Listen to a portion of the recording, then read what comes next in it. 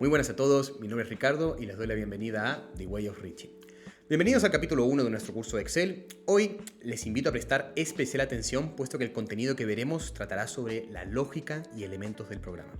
Como usuario avanzado, les digo, haber comprendido estos conceptos antes de ocupar Excel me hubiera ahorrado innumerables horas y dolores de cabeza.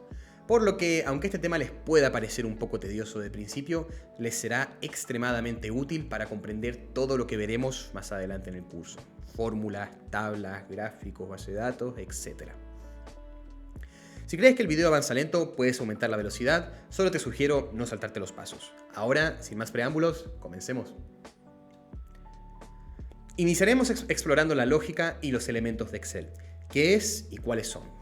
Todo con el fin de entender por qué es tan crucial dominarlos antes de empezar a utilizar el programa.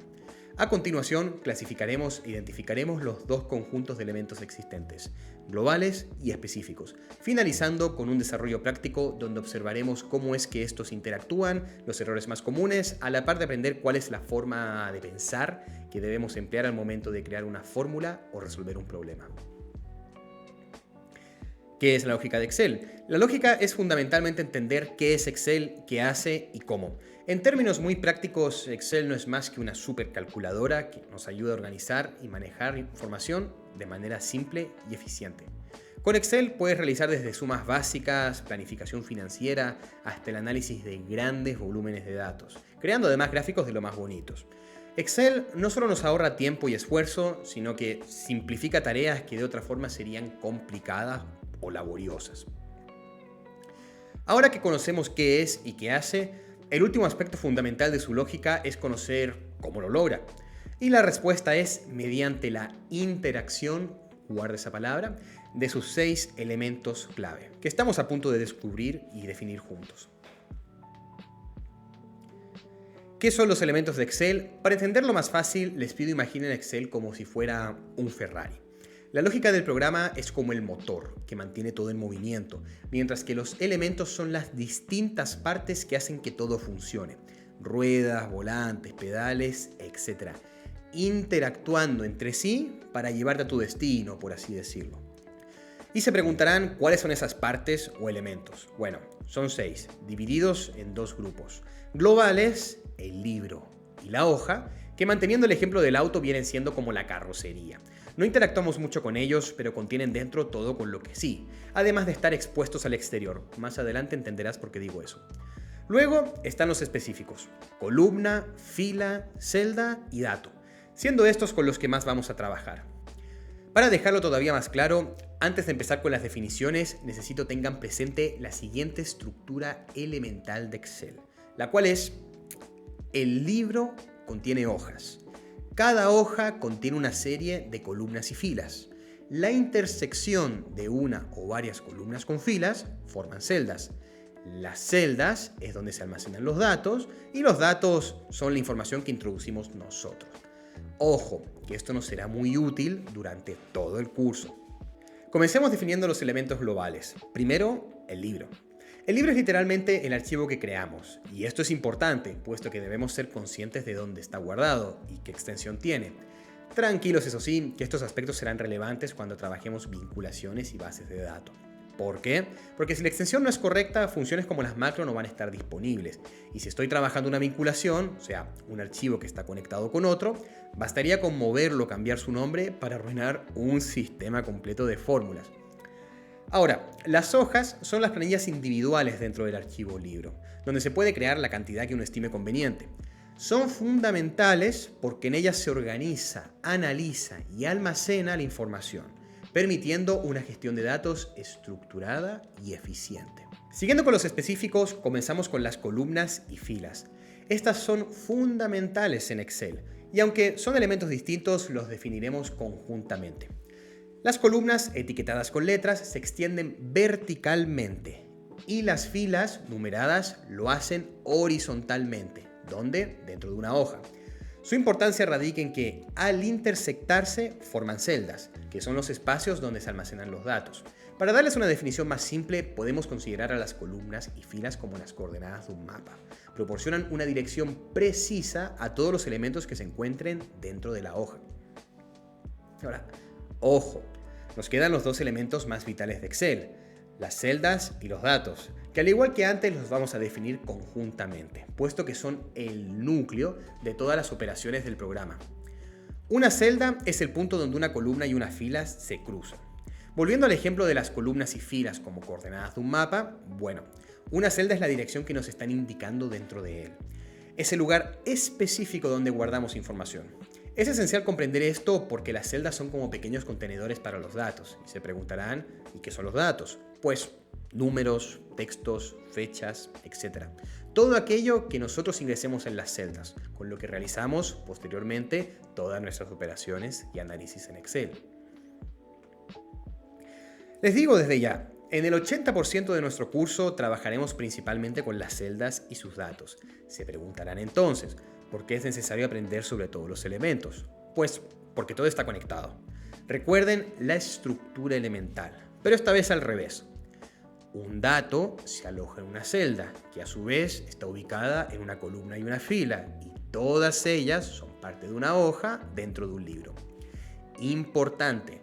Esto significa que cualquier acción que realicemos en algún elemento, como una celda o una hoja, afectará también a los demás, pudiendo arruinar horas de trabajo.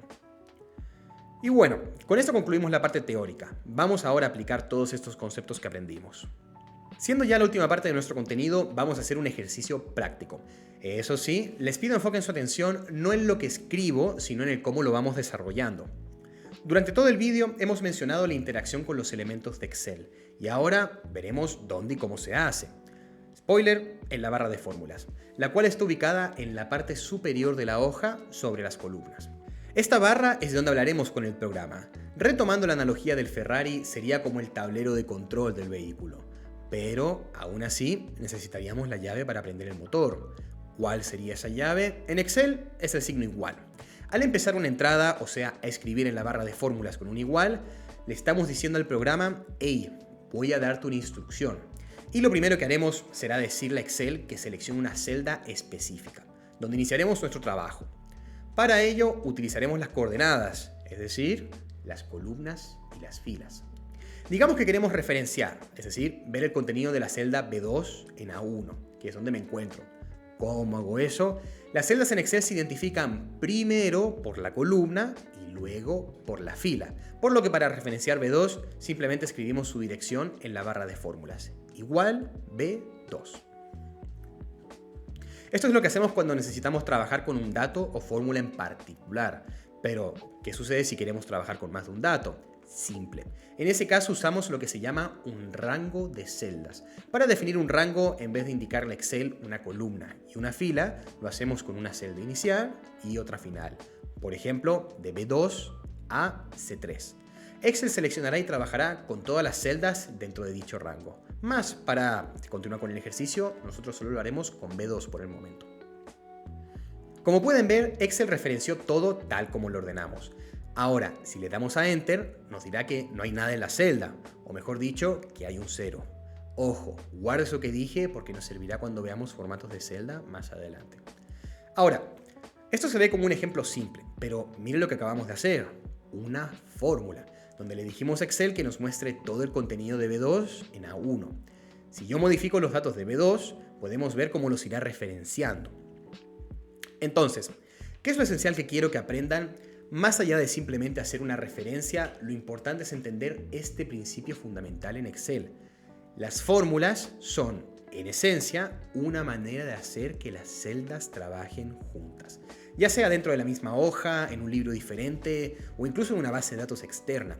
La clave está en entender que, desde cálculos simples hasta análisis muy complejos, todo se basa en la interacción entre celdas. Bueno, pero si es solo eso, ¿por qué tanta gente dice que Excel es complicado? Pues, si no conoces la lógica del programa ni los elementos con los que estás interactuando, cosa que estamos aprendiendo en este video, no vas a saber cómo dar una instrucción a Excel. Ya está, eso es todo. Si yo no sé cómo funciona un motor, tampoco podré repararlo. Aquí sucede lo mismo. Entender su estructura y funcionamiento es esencial para usarlo eficientemente. Eso sí, esto quedará aún más claro ahora que veremos los errores más comunes al interactuar con Excel. ¿Cómo? Con una fórmula de suma. Acabamos de pedirle a Excel que realice una de las operaciones más sencillas, sumar 1 más 1. Pero ojo, no debemos subestimar esta acción. Aunque parezca una simple suma, en realidad estamos presenciando una interacción entre 3 celdas. Esto demuestra que incluso las tareas más básicas son ejemplos de cómo las celdas trabajan juntas para producir un resultado. Algunos dirán, eso sí, Ricardo, por favor, lo estás sobreanalizando. Bueno, si esto fuera entonces una mera suma, no habría problema en cambiar los datos mientras no altere la operación aritmética, ¿cierto? Veamos. ¿Qué acaba de pasar? La fórmula, que es una suma, sigue siendo la misma y está correcta. Sin embargo, al cambiar el contenido de la celda, o sea, el dato, nos encontramos con uno de los errores más comunes, el cual es dato incompatible. Esto ocurre cuando intentamos hacer interactuar elementos que no son compatibles entre sí, como sumar un texto con un número. Es como usar un guante en el pie, simplemente no funciona. Tomemos nota de este error en una lista que voy a crear ahora. Ahora, como en Excel una misma operación se puede realizar de diferentes maneras, veamos qué pasa si cambio el A1 más A2 por una función suma. Imaginemos que en el cambio accidentalmente interactuamos con la celda A1 para que solo acepte texto, lo cual es algo que puede pasar en nuestra hoja o libro. Observemos el resultado. Nuevamente, la función es correcta y el dato igual. ¿Qué cambió entonces? Lo que cambió fue la configuración o formato de la celda. ¿Qué significa esto? Que le estamos pidiendo a Excel que realice una suma, pero al mismo tiempo le dijimos que la celda A1 solo contendrá textos, no números. Y ese es el segundo error más común, formato incompatible. Recordemos la estructura elemental. La hoja está por arriba de la celda, ergo el formato de la celda o de la hoja prevalece sobre el dato. Esto significa que si configuramos una celda para texto, Excel tratará cualquier dato que introduzcamos en ella como texto, independiente sea un número. Tomemos nota de ello en nuestra lista. ¿Ven ahora la importancia de este contenido? Esos dos errores comunes son la causa del 50% de las complicaciones que encontramos al usar Excel. ¿Y qué pasa con el 50% restante? Que de paso lo agregaré también en la lista, pues proviene de cómo se organizan los elementos. Si bien haremos una breve mención hoy de ese tema, lo veremos en el siguiente capítulo a profundidad. Ahora, a menudo estos tres problemas aparecen por una falta de comprensión de la lógica del programa y de sus componentes. Pero, si logras entender el propósito de Excel y cómo realiza sus tareas mediante la interacción de varios elementos, no solo dominarás este programa, sino que luego te será más fácil aprender otras herramientas como Access y Power BI, e incluso los fundamentos de la programación en general. A lo largo de este curso veremos que ser un experto en estas áreas se basa en gran parte en ir aplicando y practicando los conceptos que estamos viendo ahora. Entonces, para concluir esta parte del capítulo, nuevamente vamos a demostrar la veracidad de lo que les he estado explicando y crear una nueva hoja. En ella, 2 tablas, para mostrarles cómo, aplicando la lógica y lo que hemos aprendido hasta ahora, podemos elaborar de manera sencilla y rápida 2 de las fórmulas más útiles en Excel. Estas fórmulas, a menudo consideradas complicadas, son la función buscar B, búsqueda de una tabla vertical y un si anidado, que no es más que un si con múltiples condiciones. Insisto, no se centran demasiado en los detalles de las fórmulas que voy a escribir, profundizaremos en ellas más adelante en el curso. Lo crucial es entender el proceso, el cómo llegamos a la solución. Para ello, crearé un par de tablas asociadas a unos vendedores. Denme unos segundos que las preparo.